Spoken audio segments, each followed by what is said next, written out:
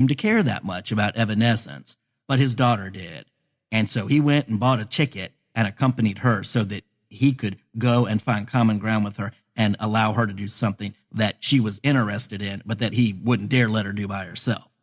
Then again, I found it when it comes to the job and business that when we take an interest in where other people are and ask questions to let them share with us where they are and where they're coming from, that is almost always received well.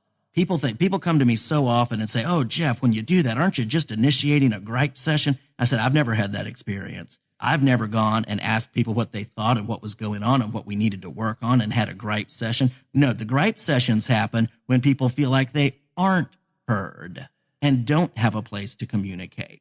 When we solicit the feedback, when we ask questions like, as leaders, like, "What do you think? What am I missing? How can I improve?"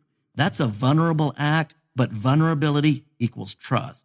And we build a bridge, we connect with people, and then we get valuable information for the things that we need to address, and then we address them together. And the end result is often, like Patrick Lencioni said, that people will walk through fire for a leader that's true and human. If the leader knows everything and doesn't want to hear from anybody else, forget about it. You're not getting anywhere with them because you haven't connected with them. Okay, that was number 2. Number 3 is understand their culture and their mindset, just like we talked about with Paul and with the Athenian audience. And then start where they are. Ask good questions. Ask them good questions. You don't have to know anything going in. Just ask good questions. That's what Dale Carnegie did. Many of you may be familiar with his program. He was a very shy introvert, but he learned to ask good questions to connect with people and then listen to what they say as well as what they don't say. Feel where they are. Feel how they're communicating and what's going on with them. And be relevant.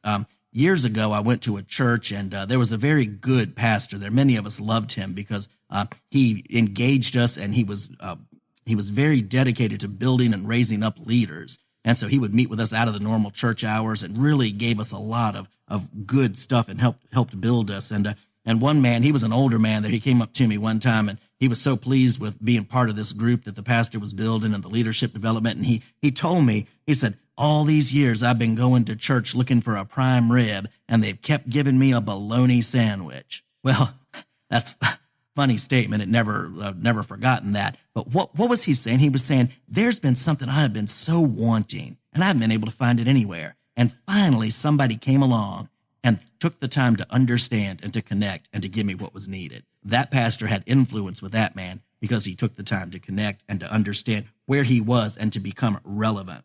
Number 5, build a plan forward from the reality of where they are. Build a plan forward from the reality of where they are and honor where they are. Don't put them down. Just like Paul, he didn't put the people down because they didn't know who this unknown God was. Don't put them down wherever they are. Honor where they are, but then connect with them there so that you can build a plan forward from there. And then number 6, invest in them to take them beyond where they are. Plant a vision of where they are using their strengths, and the vision of becoming more than they can imagine. And in that, adding value to others along the way. Meet them where they are, but then find out what they've got that can grow and expand and take them beyond what they could ever imagine and enable them to add more value to others along the way. Jeff will be back shortly to wrap up today's message. This is Gabriela, still on the scene today with Top Network Radio.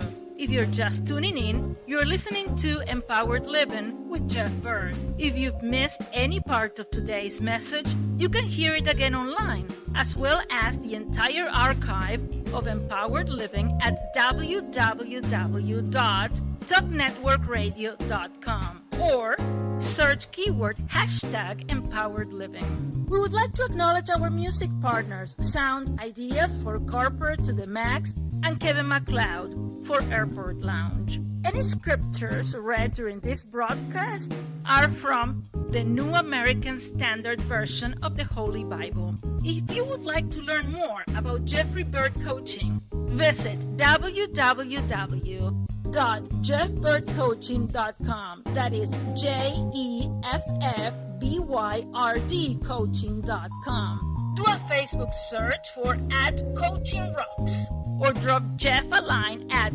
jeff@jeffbyrdcoaching.com. Again, JEFFBYRD coaching.com. Let Jeff's coaching rocks be the building blocks of your empowered success. Now, let's go back to Jeff for the rest of today's message.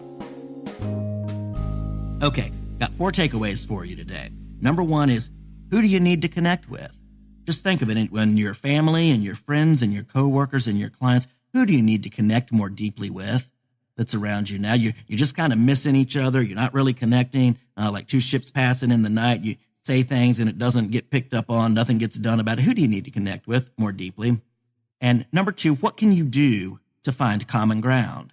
How can you lose yourself and find them? Find where they are. Find what matters to them. Find out how they're thinking. Find out what's going on in there and what's important to them. And then number 3, once you find them, how can they move forward?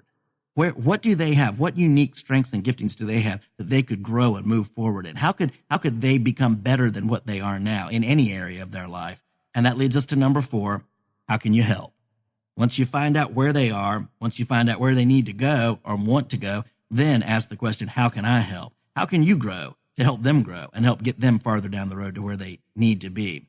So connecting is never easy. It is hard work. It takes the focus off of ourselves and on other people. It causes us to have to really listen and step aside and place high value on another person. But the rewards can be very great, both for ourselves when we actually do connect and are able to engage in meaningful conversation, meaningful work together, and the reward of how it helps other people when we can take them, actually connect and take them from where they are to a better place. The satisfaction and fulfillment at knowing that another life has been greatly improved. We've been able to be part of the process, and we'll have learned along the way and improved ourselves while we're doing that.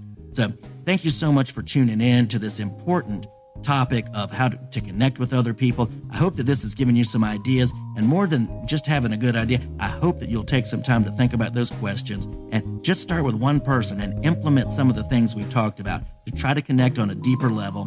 And if you get a chance and you want to let me know what came of that, I would love for some response in the comments or in the feedback there.